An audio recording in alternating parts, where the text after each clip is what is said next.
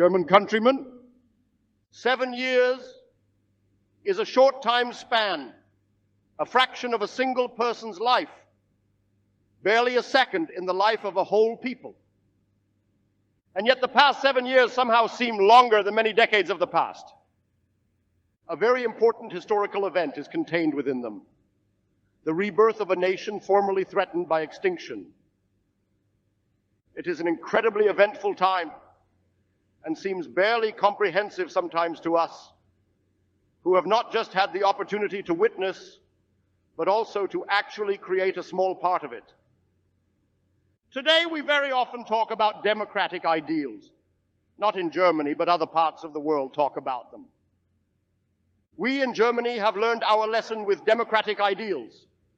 If the rest of the world praises these ideals, we can only answer that the German people had the chance to live within the purest form of this ideal, in its purest form for the past 15 years. And we ourselves are now reaping the legacy left by this democracy. We then get a lecture on the wonderful goals of war, especially from the British side. Great Britain has much experience in proclaiming goals of war, considering they have waged more wars than anyone else. The wonderful goals they proclaim today, the emergence of a new Europe. This Europe will be filled with justice, and the general equality will make arms unnecessary, so we can all disarm. This disarmament is supposed to kickstart a period of economic blossoming. Trade and movement should commence, especially trade. Much trade, free trade. And from this trade, culture is supposed to bloom, and not just culture, but religion should thrive. In one phrase, the golden age is supposed to dawn.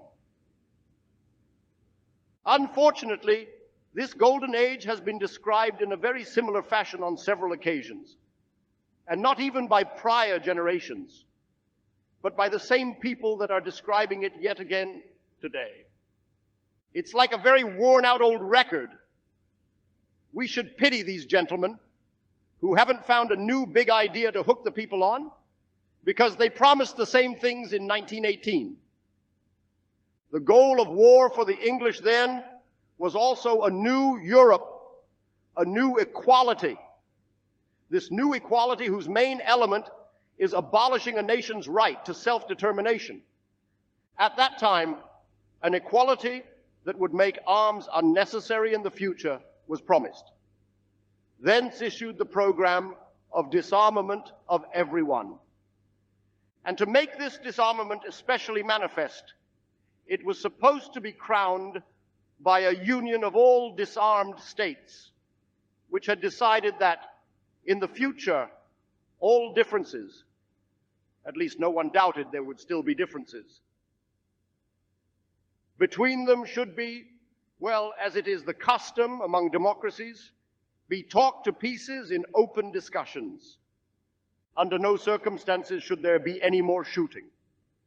And at that time, it was already said that the consequences of this disarmament and this worldwide parliament would be an incredible blossoming, a blooming of industry, and especially, and much emphasis is always put on this, of trade, of free trade. Culture as well should not be neglected either. And while one spoke a little bit less about religion at the end of the war than at the beginning, we at least were told in the year 1918 that it would be a blessed era that God would smile upon. We are experiencing now what happened after. The old states were dissolved without even asking their people's opinion.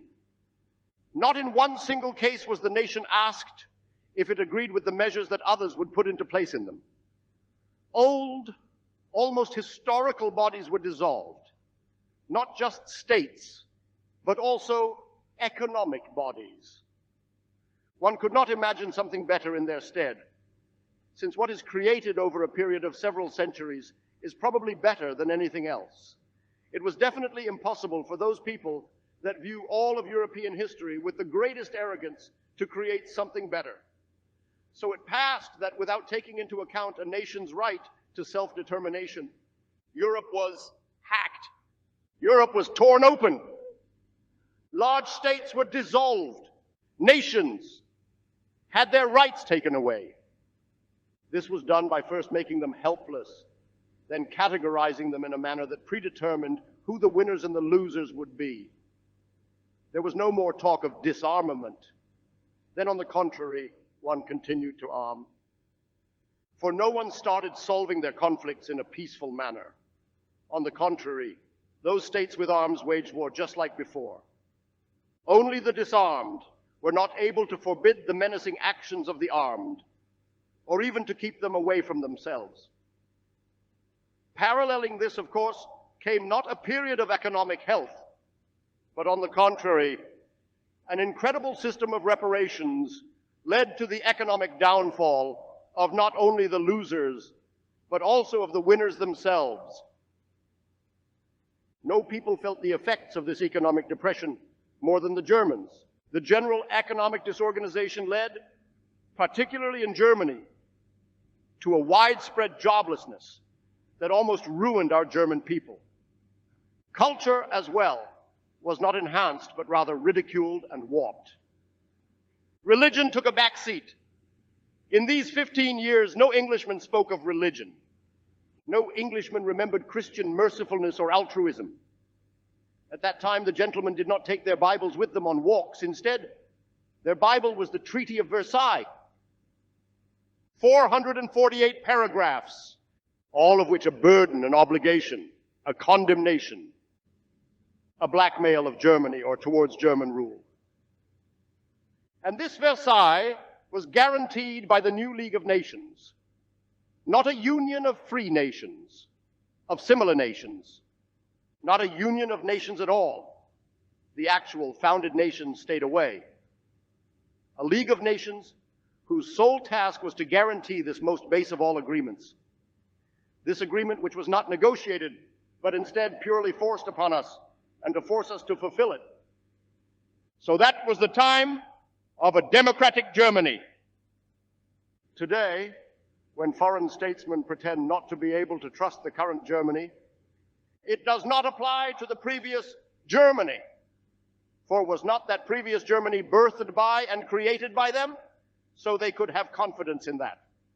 And how badly they treated that Germany. And the French generals are also open on what is happening. I think we can understand each other more easily in this way. Why only fight with lies and empty phrases? Fight. Why not say it openly? We prefer this. We know exactly what goal you have, whether Mr. Chamberlain comes with the Bible or not, whether he speaks the truth or not, whether he lies, we know their goal. It is the Germany of 1648 which they have in mind. Germany disintegrated and torn to pieces. You know only too well that over 80 million Germans sit in this Central Europe. These human beings have a right to life. They have a right to life. You also deserve a share of life. And for 300 years, they were cheated of it. They could only be deceived since their disintegration led to the weight of their numbers. And today, we have 140 men live on 1 square kilometer. And when these people form a unit, they are a force. When divided, they are defenseless and impotent. In their unity lies a moral right. What does it matter when 30, 50, or 200 small states rise to protest or to claim their vital rights? Who takes note? When 80 million men rise up, that is worse.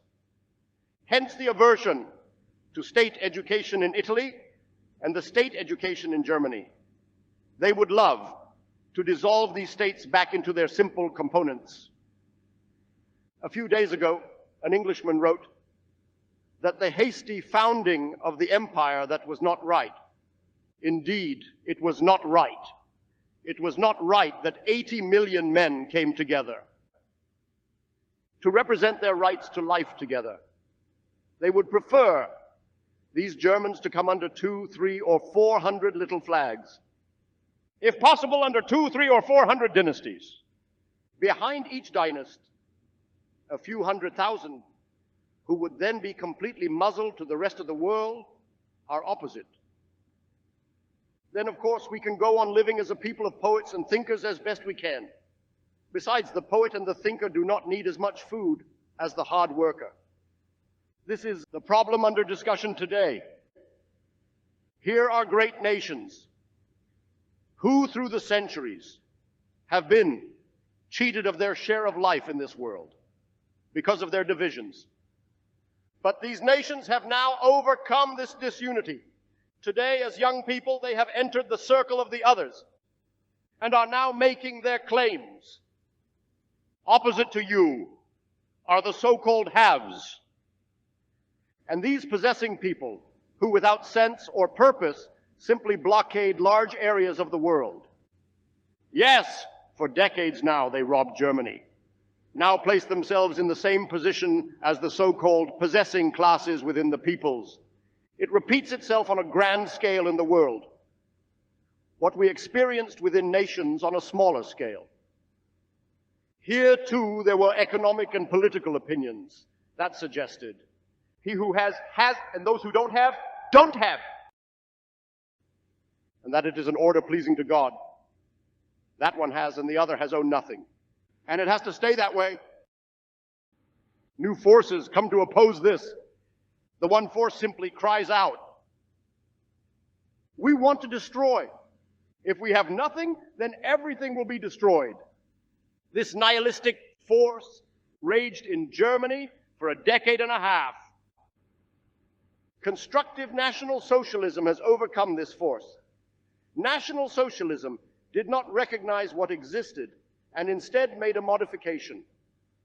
In the change, or in the method, of changing the state of affairs by saying, we want to change this situation by gradually permitting the non-possessing classes to participate in the national wealth, by educating them to partake in the possessions.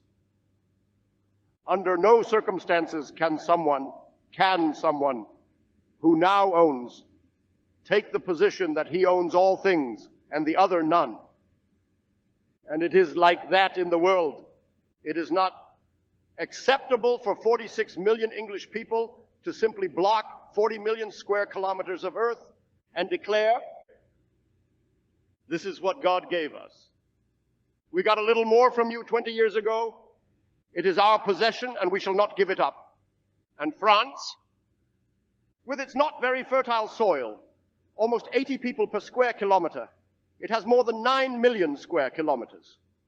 Germany, with over 80 million, doesn't yet have 600,000 square kilometers. This is the problem. That must be solved, and it will be solved just as other social questions will be solved. I can assure the German people of one thing. We have made enormous achievements these 5 months. Everything that has been created in these 5 months surpasses what was created in the 7 years before. In Germany arose. Our armament has now reached the planned start. The plan has paid off. Our foresight is now beginning to bear fruit, and now bears fruit in all areas. Such great fruits that our gentlemen opponents have begun to copy. Admittedly, they are only very small copyists. Of course, the English radio knows better. If we go by English radio, then the skies above England are so darkened today. Their air squadrons have darkened the skies. The world is one big arsenal of England, equipped by England, working for England, and thus supplying the massive British armies. Germany is on the verge of a total collapse. Submarines. I just heard today that we have 3 of them. That is very bad. Not for us, but for English propaganda. Because when those 3 are sunk, and that will happen definitely tonight or tomorrow for sure, what will be left to sink? The English will then have to sink submarines, which we will build only in the future. And then they will have to come up with a submarine resurrection theory then. Undoubtedly, English ships will continue to be sunk. And as we possess no more submarines, the submarines attacking them will have to be submarines, which the English have previously sunk. Further, I read that I have succumbed to deep despair and sadness, as I had expected us to build 2 submarines every day, while we were turning out only 2 every week. To this I can only say, it is not good to have one's war reports, and especially one's radio broadcasts, authored by members of a people who have not fought for a few thousand years. They seem to have gradually lost their military educational value. When I look at this foreign propaganda, my belief in our victory grows immeasurably. I have seen this propaganda before. For nearly 15 years, this propaganda was aimed against us. My old party comrades, remember this propaganda. They are the same words, the same phrases. When we look more closely, we see the same heads speaking the same dialects. I assume these people are lonely, unknown men who gathered but a handful of people around him. In 15 years, I've dealt with these people. And today, Germany is the greatest world power. It is not as though age results in wisdom. Through age, even the blind cannot see. Those who were blind before are blind now. Whoever is struck with blindness, the gods want to destroy him. Today, the German Wehrmacht, the best in the world, are fighting off these forces. Above all, the German people are fighting off these forces. German people, with its insight and its discipline, has been educated by 7 years of National Socialist work in all this. That this is not just a fantasy is something you can see today. This education has transcended classes and ranks. It has eliminated parties. It has eradicated worldviews and has placed the community in its stead. Today, this community is dominated with a singular, full of trust and fanatical will. This time, this community will not make the mistake of 1918. And if today Mr. Daladier doubts this community, or if he believes that parts of this community are whining, he quoted my homeland and felt sorry for it. Oh, Monsieur Daladier, perhaps you will get to know my Austria. They will give you the explanation personally. You will get to know these divisions and regiments as well as the other Germans. Only then will you be healed of madness, the madness of believing that the German tribes are still confronting you. Mr. Daladier, the German people are confronting you, namely the National Socialist German people. These people that National Socialism has struggled for, and that through laborious work received their present-day education and thus their present-day ideals, is cured of all international attacks. And it will stay healed. The National Socialist Party vouches for this. Their hope of separating people and party, state and party, and the army, or the army, the party, and me, is childish and naive. That is the hope my opponents for 15 years have lived on. As a National Socialist, I got to know nothing but work, struggle, worries, and toil. I believe our generation, Providence has decreed nothing else. We want, therefore, to follow this providence. Not ungratefully, on the contrary, we have a warning. Once, 25 years ago, the German people went into a fight that had been forced upon them at the time. It wasn't armed well. France's national power was quite different at that time from Germany. Russia was then a formidable opponent. This whole different world could gradually be mobilized against this Germany. Then it went into battle and performed wonderful heroic deeds, and Providence kept our people safe. The year 14 freed the German homeland of the danger of enemy incursions. In the year 15, the position of the Reich was improved. 16, 17, year after year, fight after fight. Sometimes everything seemed to collapse, and miraculously the Reich was saved again and again. Germany has given proof of her astonishing strength. It had evidently been blessed by providence. Then the German people became ungrateful. Then it began, instead of looking forward with confidence to its own future and thus its own strength, it began to trust the promises of others. And finally, in its ingratitude towards its own kingdom, towards its own leadership, it revolted. Then providence went away from the German people. At the time, I did not see this catastrophe as something undeserved. I never complained providence had wronged us. On the contrary, I have always taken the view that providence rewarded us only with what we had ultimately earned ourselves. The German nation was ungrateful, and accordingly, the last reward was denied it at that time. This will not be repeated a second time in our history.